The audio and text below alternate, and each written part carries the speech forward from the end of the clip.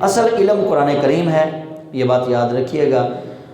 آپ کو قرآن پاک کی ایک ایسی کتاب ہے جس کے اندر اختلاف نہیں، حدیث پاک اس کے اندر اختلاف علماء جو ہے نا وہ نکال لیتے ہیں، ان کو پتہ چل جاتا ہے کہ حدیث کس قسم کی ہے۔ میں یہیں پہ ایک بس آخر پہ چھوٹی سی ایک بات کر دوں، آپ لوگوں نے یہ حدیث کے طور پہ اس کو سنا ہے کہ من عرف نفسہ فقد عرف ربہ، سنا ہوا ہے نا جی؟ حالانکہ یہ حدیث نہیں ہے،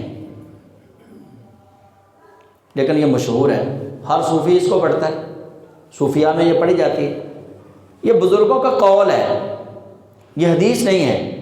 یہ قول مشہور اتنا ہو گیا کہ اس کو ہمارے مطلب ہر خاص و عام جو ہے وہ اس کو حدیث کہنے لگے، حالانکہ یہ حدیث نہیں ہے ہی نہیں حدیث، یہ سرے سے بزرگوں کا قول ہے جو کہ حدیث پاک کی تشریح میں ہے۔ یہ بزرگوں کا قول ہے حدیث پاک کی تشریح میں، لیکن میں بھی ایک عرصے تک اس کو حدیث ہی سمجھتا رہا، چونکہ مشہور اتنا ہے یہ قول من عرف نفسہ فقد عرف ربہ، حالانکہ یہ حدیث نہیں ہے، حدیث کی کسی کتاب میں نہیں ہے، یہ تفاسیر میں ہے یا حدیث کی جو شروحات لکھی گئی ان کے اندر ہے یہ، اور یہ بزرگوں کا قول ہے، کوئی حدیث نہیں ہے یہ۔ اچھا، یہ میں نے کیوں آپ لوگوں کو بتایا؟ اس لیے کہ بہت ساری چیزیں ایسی ہیں جو حدیث نہیں ہیں لیکن ہمارے معاشرے میں اس قدر مشہور ہیں کہ ہم ان کو حدیث سمجھتے ہیں، اس لیے علماء کے پاس بیٹھا کریں۔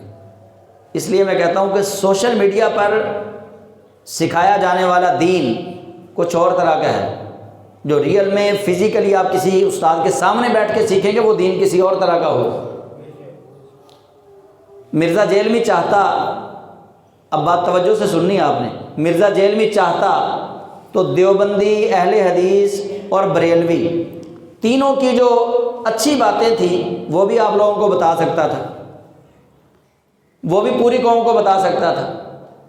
مرزا جیلمی اگر چاہتا تو اولیاء اللہ کی جو اچھی باتیں تھیں، جو انہوں نے دن رات اللہ کے حضور سجدے کیے، جو وہ سخاوت کرتے تھے، جو وہ اللہ کے راہ میں گامزن تھے، مرزا جیلمی چاہتا تو اچھی چیزیں ہر مسلک کی ان نوجوانوں کو دکھا سکتا تھا، بتا سکتا تھا، لیکن اس نے شرارت والا راستہ پسند کیا ہے، اس نے امن والا راستہ پسند نہیں کیا۔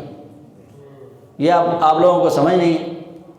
وہ چاہتا چھوڑ دیتا اختلافی ساری چیزوں کو، وہ ایک متفقن علیہ جو چیزیں تھیں وہ کہتا کہ بھائی یہ دیکھو یہ بریلوی بھی یہ کام کرتے ہیں، دیوبندی بھی کرتے ہیں، اہل حدیث بھی کرتے ہیں، تو اس لیے عوام الناس کو چاہیے کہ یہ کام کیا کریں، اس پر کسی کا اختلاف نہیں ہے۔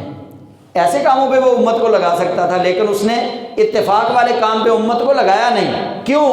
اس کے اندر اس کا نفع اپنا کم ہو جانا تھا۔